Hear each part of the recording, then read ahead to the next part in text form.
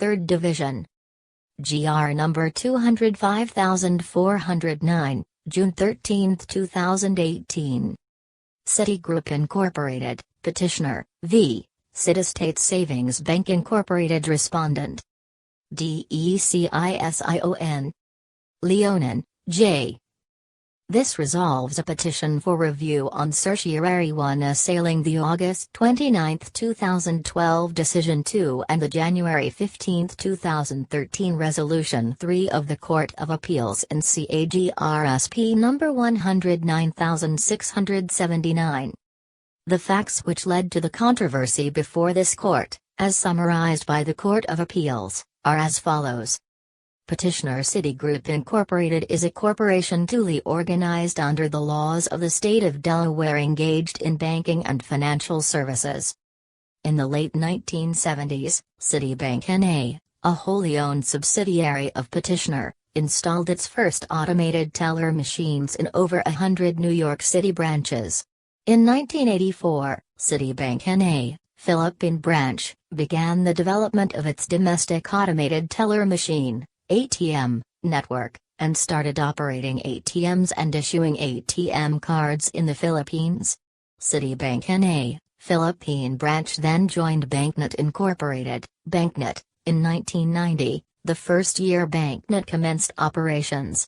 To date, Citibank N.A., Philippine branch has 6 branches and 22 ATMs in the Philippines. In 2005, Citibank Savings Incorporated became an indirect wholly owned subsidiary of Citibank N.A. as a pre-existing thrift bank. It offered ATM services in the Philippines in 1995 and joined BankNet in 2005. Citibank Savings Incorporated now has 36 branches and 27 ATMs in the Philippines. Combining the branches and ATMs of Citibank N.A., Philippine branch and Citibank Savings Incorporated, there are a total of 42 branches and 29 ATMs in the Philippines marketed and identified to the public under the Citi family of marks. The ATM cards issued by Citibank N.A., Philippine branch and Citibank Savings Incorporated are labeled Citicard.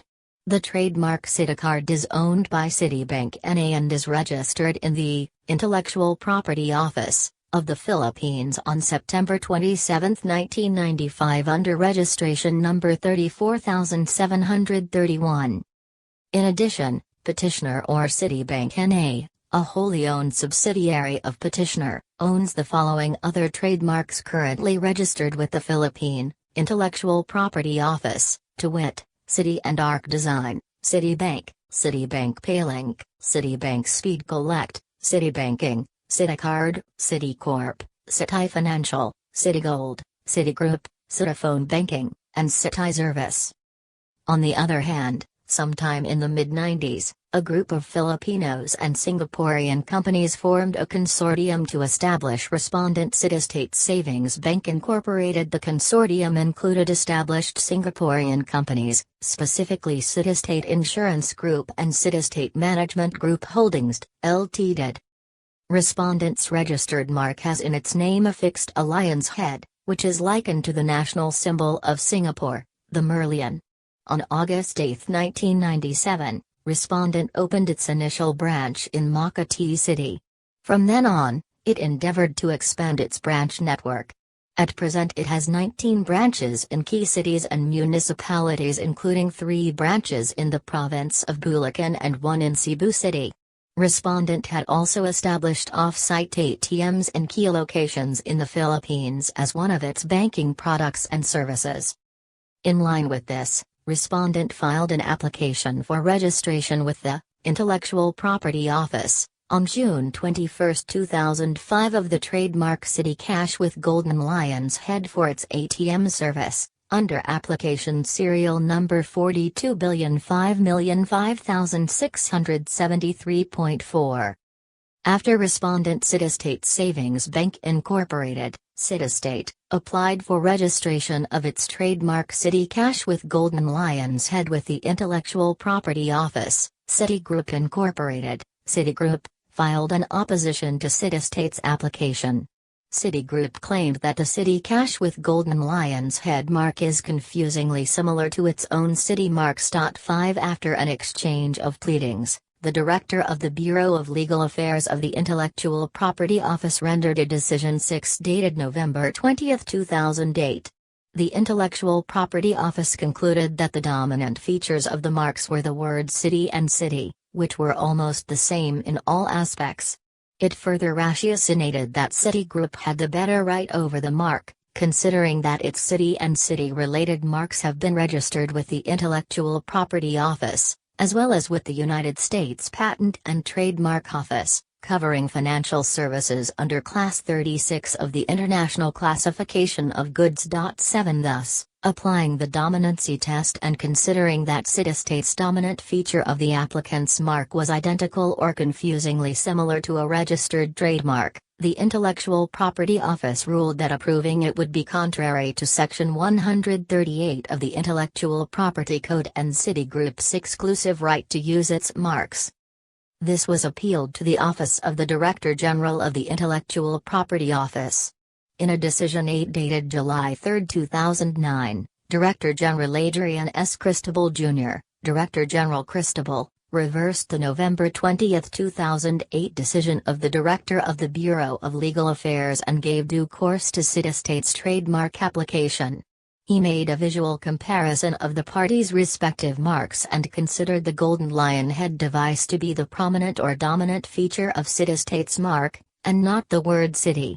Thus, Citystate's mark did not resemble Citigroup's mark such that deception or confusion was likely.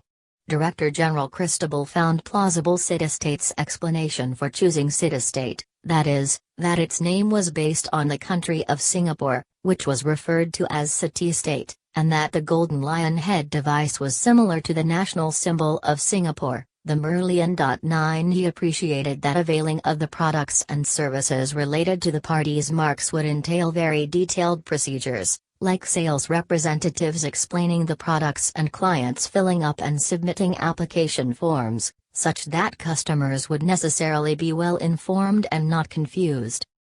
Thus, Citigroup filed a petition for review 11 before the Court of Appeals, which dismissed the petition.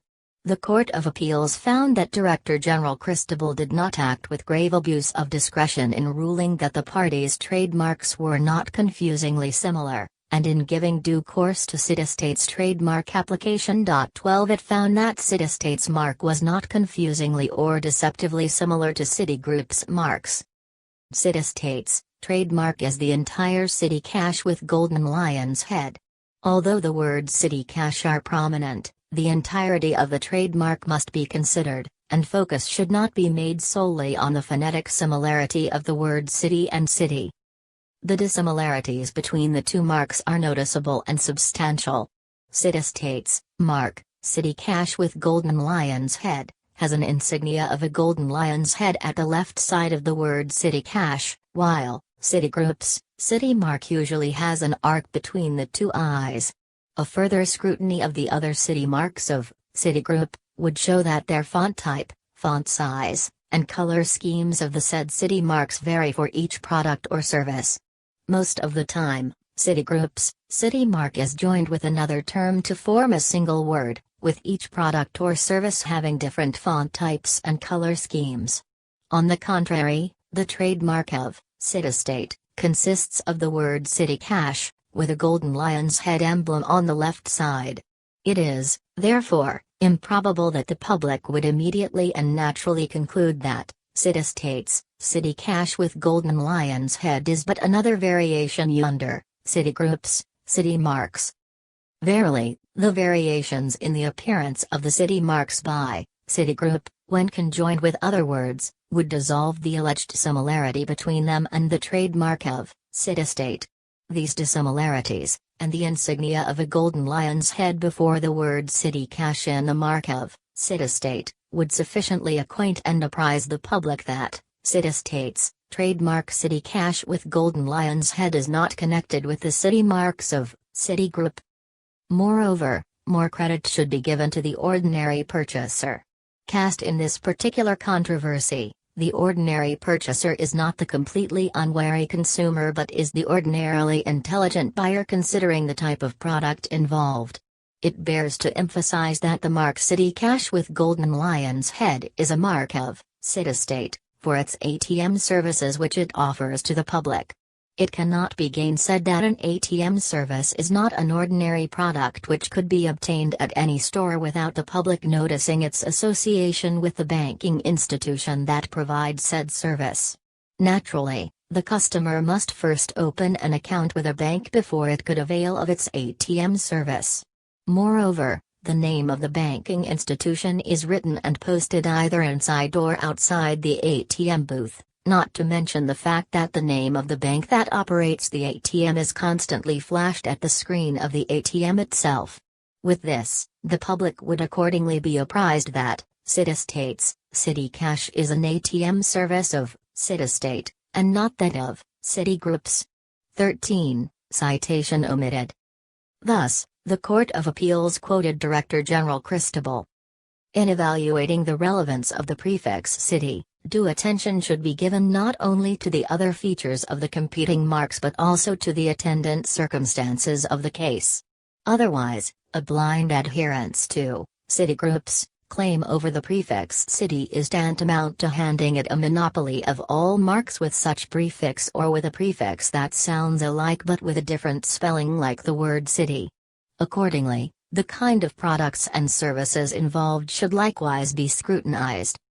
Thus, this court finds no cogent reason to believe Citigroup's contention that consumers may confuse the products and services covered by the competing trademarks as coming from the same source of origin.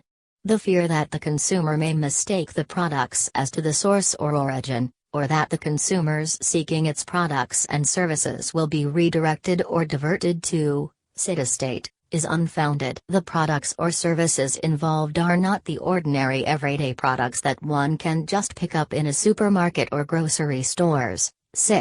These products generally require sales representatives explaining to their prospective customers the features of and entitlements thereto. Availing the products and services involved follows certain procedures that ordinarily and routinely gives the prospective customers or clients opportunity to know exactly with whom they are dealing with. The procedures usually include the clients filling up and submitting a pro forma application form and other documentary requirements, which means that the person is well informed and thus cannot be misled into believing that the product or service is that of Citystate, when in fact it is different from Citigroup's. The likelihood of confusion between two marks should be taken from the viewpoint of the prospective buyer. In Emerald Garment Manufacturing Corporation v. Court of Appeals, et al., the Supreme Court ruled that. Finally, in line with the foregoing discussions, more credit should be given to the ordinary purchaser. Cast in this particular controversy, the ordinary purchaser is not the completely unwary consumer but is the ordinarily intelligent buyer considering the type of product involved. The definition laid in de Buncho v. Tantiao-Bach is better suited to the present case. There, the ordinary purchaser was defined as one accustomed to buy, and therefore to some extent familiar with, the goods in question. The test of fraudulent simulation is to be found in the likelihood of the deception of some persons in some measure acquainted with an established design and desirous of purchasing the commodity with which that design has been associated. The test is not found in the deception, or the possibility of deception, of the person who knows nothing about the design which has been counterfeited, and who must be indifferent between that and the other. The simulation, in order to be objectionable, must be such as appears likely to mislead the ordinary intelligent buyer who has a need to supply and is familiar with the article that he seeks to purchase. 14. Citigroup filed a motion for reconsideration, 15, which the Court of Appeals denied in its January 15, 2013 resolution. 16. Thus, Citigroup filed a petition for review 17 against Citystate before this court. After respondent filed its comment/opposition, 18, and petitioner filed its reply, 19, respondent filed its memorandum. 20. Petitioner claims that the Court of Appeals erred in finding that there was no confusing similarity between the trademark that respondent applied for and petitioner's own trademarks. 21 It avers that Emerald Manufacturing Company v. Court of Appeals 22 is not applicable to this case. 23 Contrary to the Court of Appeals finding, the ARC design is not an integral part of petitioner's city family of marks. 24 Petitioner asserts that when the dominancy test is applied to the Court of Appeals findings of fact, the necessary result is a finding of confusing similarity. 25 It points out that the Court of Appeals found that City Cash is the dominant feature of respondent's applied trademark. However, because the word cash was disclaimed in respondent's trademark application, only City may be considered the dominant part of the mark. City appears nearly identical to City. 26. Further, petitioner argues that the Court of Appeals did not understand the services offered in relation to respondent's mark when it said that the mark is to be applied only in relation to respondent's ATMs and within the bank premises. It insists that in actuality, the mark could be used outside the bank premises, such as in radio, newspapers, and the Internet, where there would not necessarily be a golden lion's head symbol to disambiguate the mark from any of petitioner's marks. It argues that the Court of Appeals should have appreciated the difference between basic financial services on one hand, which include ATM services, and sophisticated financial services on the other hand. It avers that customers do not select ATM services after cautious evaluation, and that ATM services are marketed to ordinary consumers. Thus, petitioner claims that the Court of Appeals erred when it concluded that customers are intelligent purchasers, and failed to consider ordinary purchasers who have not yet used the financial services of petitioner and respondent. 27. It further holds that it is not claiming a monopoly of all marks prefixed by words sounding like city. It stresses that it opposes only marks which are registered under Class 36 used in products directly related and in competition with its city family of marks, sold under the same business channels, and sold to the same group of consumers. 28. Respondent argues that its mark is not confusingly similar to petitioner '29 and that petitioner's fears are purely speculative. 30 It claims that the phonetic similarity between city and city is not sufficient to deny its registration, asserting that this court has ruled that idemsonans alone is insufficient basis for a determination of the existence of confusing similarity. As for petitioner's arguments on possible confusion due to advertising, respondent states that advertisement aims to inform the public of a certain entity's product and that not mentioning a supplier's trade name in its advertisement defeats the purpose of advertisement. It disputes petitioner's claims on ATM services and the kind of caution exercised prior to obtaining an ATM card, asserting that before customers may avail of ATM services, they have to open an account with the bank offering them. 31. This court denies the petition. The sole issue for this court's resolution is whether or not the Court of Appeals committed an error of law in finding that there exists no confusing similarity between petitioner Citigroup Incorporated's and respondent Citystate Savings Bank Incorporated's marks. In La Chemise Lacoste, S.A.V. Fernandez, 32 This court explained why trademarks are protected in the market. The purpose of the law protecting a trademark cannot be overemphasized. They are to point out distinctly the origin or ownership of the article to which it is affixed, to secure to him, who has been instrumental in bringing into market a superior article of merchandise, the fruit of his industry and skill, and to prevent fraud and imposition. Itva v. Director of Patents, 16 SCRA 495. The legislature has enacted laws to regulate the use of trademarks and provide for the protection thereof. Modem Trade and Commerce demands that depredations on legitimate trademarks of non-nationals, including those who have not shown prior registration thereof, should not be countenanced. The law against such depredations is not only for the protection of the owner of the trademark but also, and more importantly, for the protection of purchasers from confusion, mistake, or deception as to the goods they are buying. Asari Yoko Co., Limited v. Keebach, 1 SCRA 1, General Garments Corporation v. Director of Patents, 41 SCRA 50. The law on trademarks and trade names is based on the principle of business integrity and common justice. This law, both in letter and spirit, is laid upon the premise that, while it encourages fair trade in every way and aims to foster, and not to hamper, competition, no one, especially a trader, is justified in damaging or jeopardizing another's business by fraud, deceit, trickery or unfair methods of any sort. This necessarily precludes the trading by one dealer upon the good name and reputation built up by another. Baltimore v.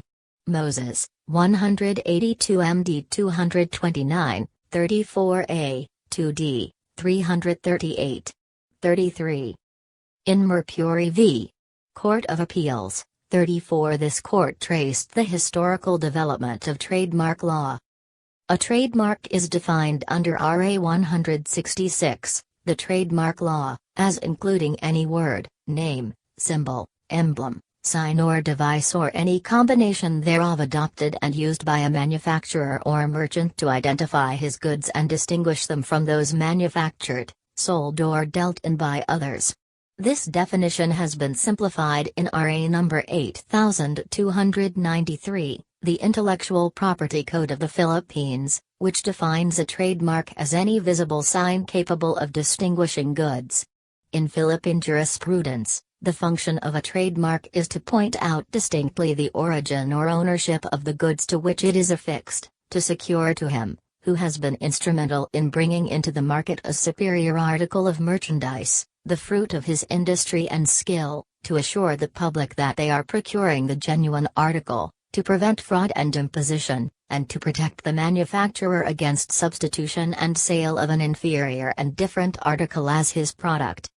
Modern authorities on trademark law view trademarks as performing three distinct functions. 1. They indicate origin or ownership of the articles to which they are attached. 2. They guarantee that those articles come up to a certain standard of quality. And 3. They advertise the articles they symbolize.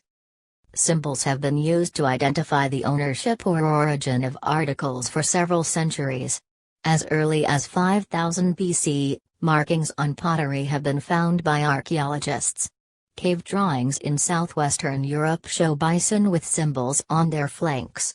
Archaeological discoveries of ancient Greek and Roman inscriptions on sculptural works, paintings, vases, precious stones, glassworks, bricks, etc. reveal some features which are thought to be marks or symbols.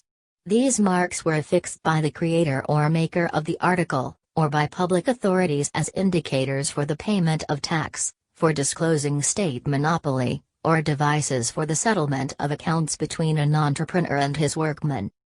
In the Middle Ages, the use of many kinds of marks on a variety of goods was commonplace. 15th century England saw the compulsory use of identifying marks in certain trades.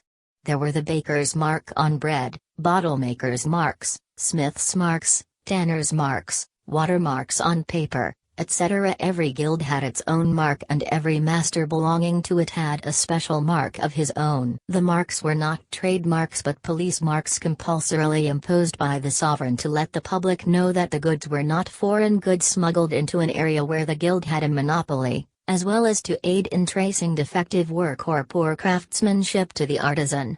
For a similar reason, merchants also used merchants' marks. Merchants dealt in goods acquired from many sources and the marks enabled them to identify and reclaim their goods upon recovery after shipwreck or piracy.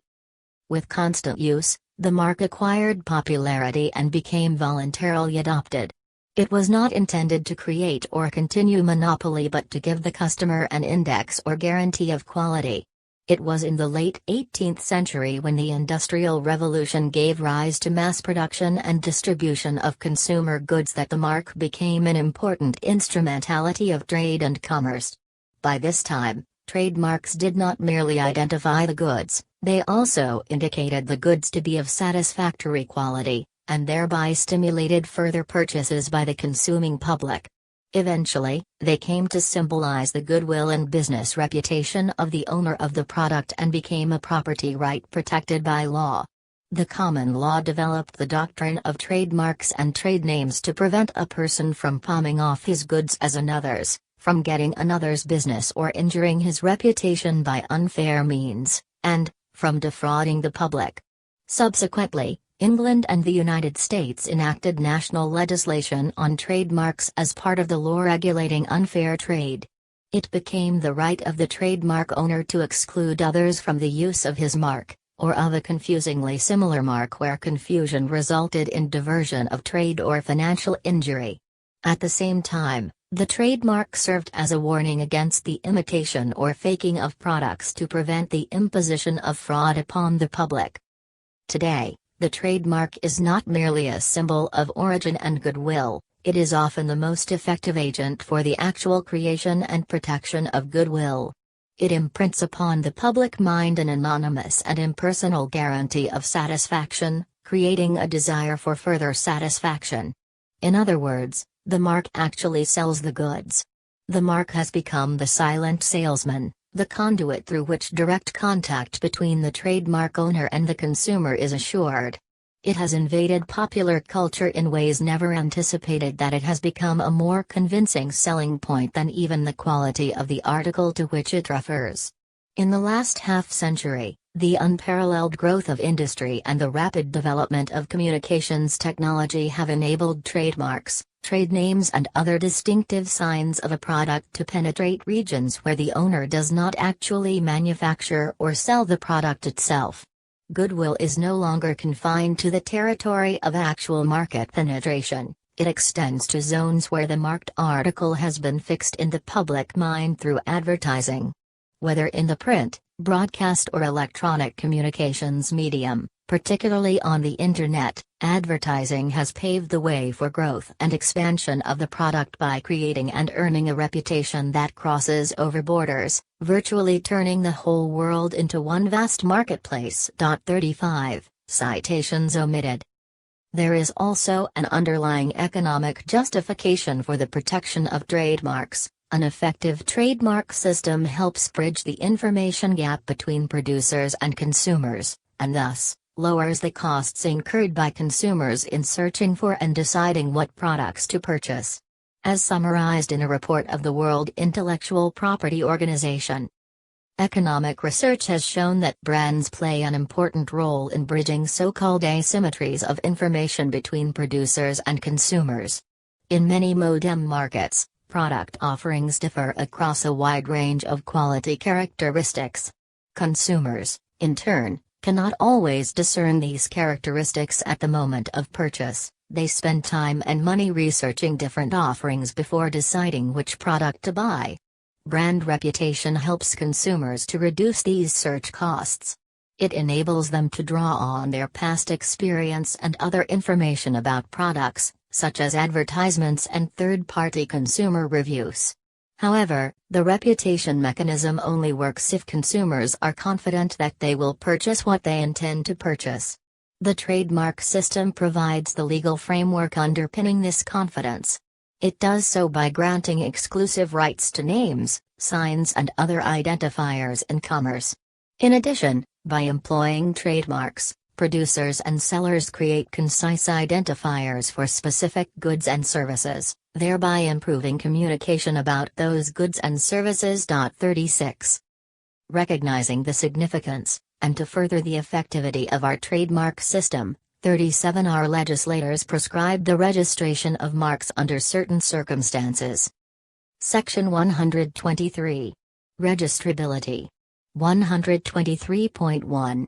A mark cannot be registered if it a. consists of immoral, deceptive or scandalous matter, or matter which may disparage or falsely suggest a connection with persons, living or dead, institutions, beliefs, or national symbols, or bring them into contempt or disrepute.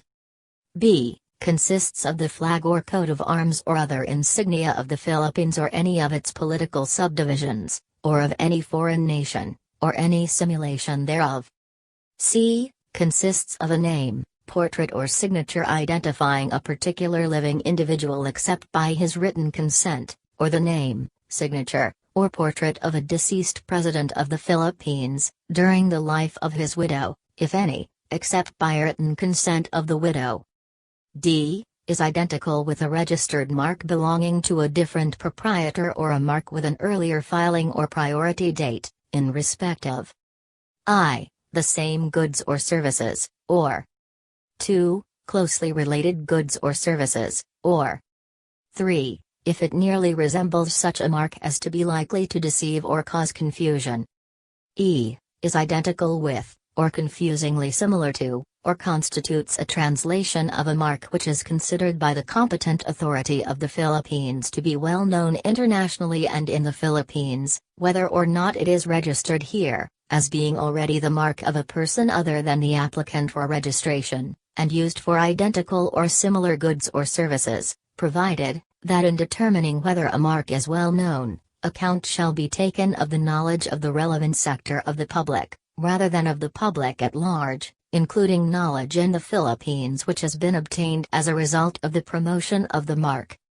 F. Is identical with, or confusingly similar to, or constitutes a translation of a mark considered well known in accordance with the preceding paragraph, which is registered in the Philippines with respect to goods or services which are not similar to those with respect to which registration is applied for, provided that use of the mark in relation to those goods or services would indicate a connection between those goods or services and the owner of the registered mark, provided, further, that the interests of the owner of the registered mark are likely to be damaged by such use. G. Is likely to mislead the public, particularly as to the nature, quality, characteristics or geographical origin of the goods or services. H. Consists exclusively of signs that are generic for the goods or services that they seek to identify. I. Consists exclusively of signs or of indications that have become customary or usual to designate the goods or services in everyday language or in bona fide and established trade practice. J. Consists exclusively of signs or of indications that may serve in trade to designate the kind, quality, quantity, intended purpose, value, geographical origin, time or production of the goods or rendering of the services, or other characteristics of the goods or services. K. Consists of shapes that may be necessitated by technical factors or by the nature of the goods themselves or factors that affect their intrinsic value. L. Consists of color alone, unless defined by a given form, or M. Is contrary to public order or morality. Based on this proscription, petitioner insists that respondent's mark cannot be registered because it is confusingly similar to its own set of marks. Thus, granting the petition rests solely on the question of likelihood of confusion between petitioners and respondents' respective marks. There is no objective test for determining whether the confusion is likely.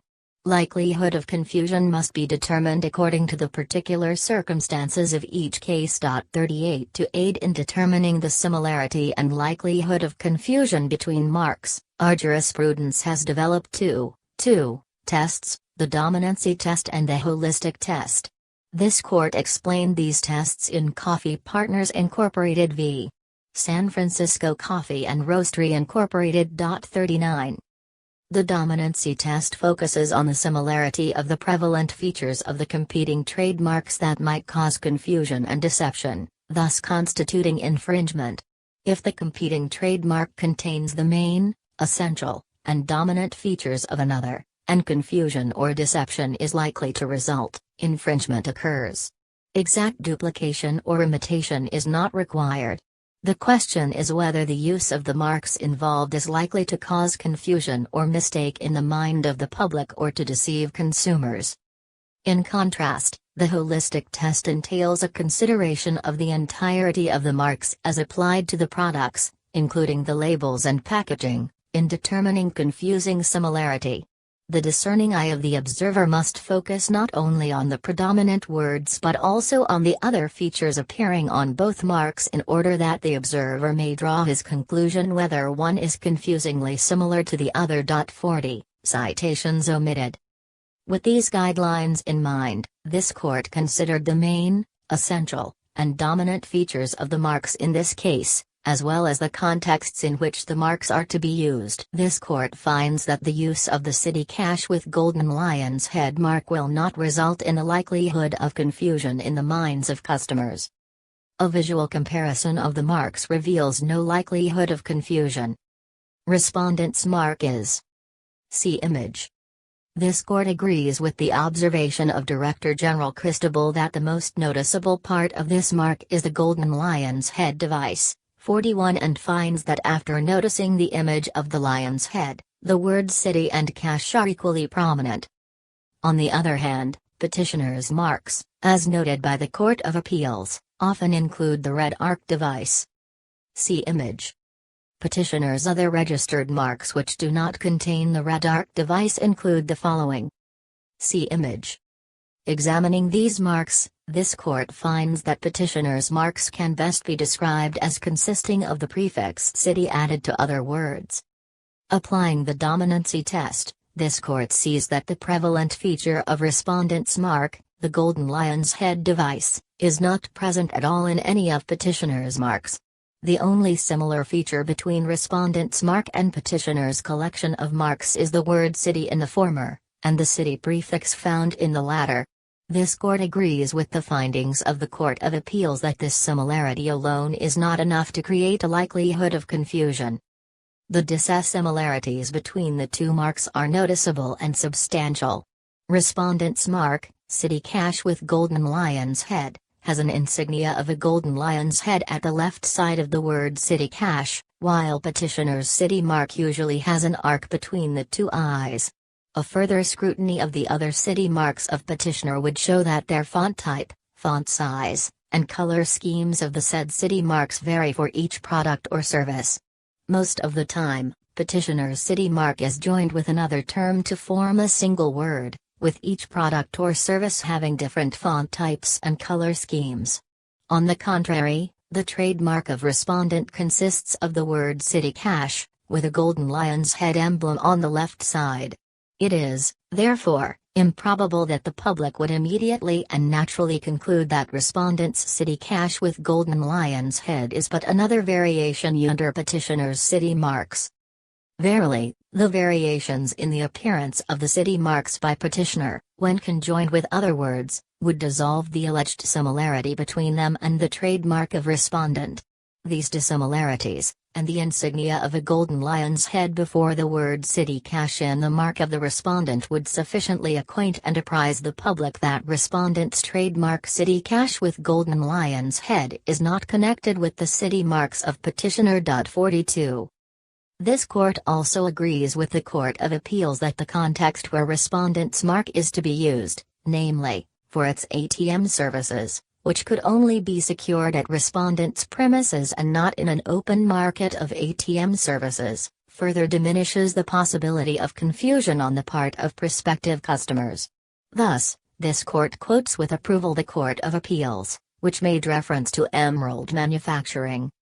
Moreover, more credit should be given to the ordinary purchaser. Cast in this particular controversy, the ordinary purchaser is not the completely unwary consumer but is the ordinarily intelligent buyer considering the type of product involved. It bears to emphasize that the mark City Cash with Golden Lion's Head is a mark of respondent for its ATM services which it offers to the public. It cannot be gainsaid that an ATM service is not an ordinary product which could be obtained at any store without the public noticing its association with the banking institution that provides said service. Naturally, the customer must first open an account with a bank before it could avail of its ATM service. Moreover, the name of the banking institution is written and posted either inside or outside the ATM booth. Not to mention the fact that the name of the bank that operates the ATM is constantly flashed at the screen of the ATM itself. With this, the public would accordingly be apprised that respondent's City Cash is an ATM service of the respondent bank, and not of the petitioner. 43. Petitioner argues that emerald manufacturing is distinguishable from this case, insisting that ATM services are more akin to ordinary household items than they are akin to brand name jeans, in terms of how their customers choose their providers. 73. The emerald manufacturing case involved the marks Lee and stylistic Mr. Lee, and the Supreme Court focused on the nature of the products as not the ordinary household items, pointing to the fact that the average Filipino consumer generally buys his jeans by brand.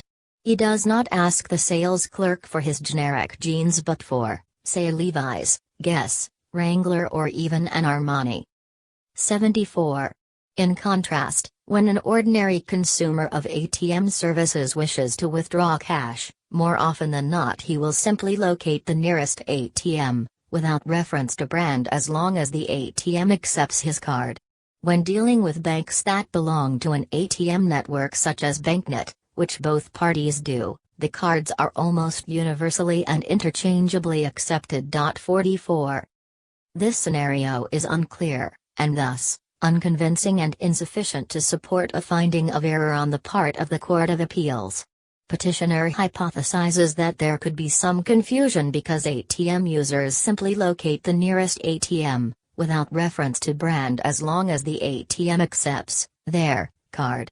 45. This court is at a loss to see how this supports petitioner's claims that ATM users locate the nearest ATMs and use them without reference to brand as long as the ATM accepts their cards. If petitioner's speculation is true, then bank branding is wholly irrelevant after the ATM service has been secured. This court is hard-pressed to accept this assumption. In any case, this court simply cannot agree that a bank or ATM service is more akin to ordinary household items than it is to brand name jeans. More relevant than the scenario discussed by petitioner is the stage when a bank is trying to attract customers to avail of its services. Petitioner points out that in advertisements, such as in radio, newspapers, and the Internet, which are shown beyond the bank premises, there may be no golden lion's head device to disambiguate Citicash from any of petitioner's own marks and services. 46. This court finds this unconvincing. ATM services, like other bank services, are generally not marketed as independent products. Indeed, as pointed out by petitioner itself, ATM cards accompany the basic deposit product in most banks. 47. They are generally adjunct to the main deposit service provided by a bank. Since ATM services must be secured and contracted for at the offering bank's premises, any marketing campaign for an ATM service must focus first and foremost on the offering bank. Hence, any effective Internet and newspaper advertisement for respondent would include and emphasize the golden lion's head device. Indeed, a radio advertisement would not have it. It should not be forgotten, however, that a mark is a question of visuals, by statutory definition. 48. Thus, the similarity between the sounds of city and city in a radio advertisement alone neither is sufficient for this court to conclude that there is a likelihood that a customer would be confused nor can operate to bar respondent from registering its mark. This court notes that any confusion that may arise from using Citicash in a radio advertisement would be the same confusion that might arise from using respondent's own trade name. Orally, respondent's very trade name, which is not questioned, could be mistaken as Citystate Savings Bank, and all of petitioner's fears of possible confusion would be just as likely. This court agrees with Director General Cristobal's recognition of respondent's history and of Citystate as part of its name. 49. Upon consideration, it notes that it may have been more aligned with the purpose of trademark protection for respondent to have chosen the trademark Citystate Cash instead of Citicash to create a stronger association between its trade name and the service provided. Nonetheless, there is no law requiring that trademarks match the offeror's trade name precisely to be registrable. The only relevant issue is the likelihood of confusion. This court also recognizes that there could be other situations involving a combination of the word city and another word that could result in confusion among customers. However, it is not convinced that this is one of those situations. Thus, Having examined the particularities of this case, this court affirms the Court of Appeals finding that Director General Cristobal of the Intellectual Property Office did not commit any grave abuse of discretion in allowing the registration of respondent's trademark. Wherefore, the petition is denied. The Court of Appeals' August 29, 2012 decision and January 15, 2013 resolution in CAGRSP No. 109679 are affirmed. So ordered.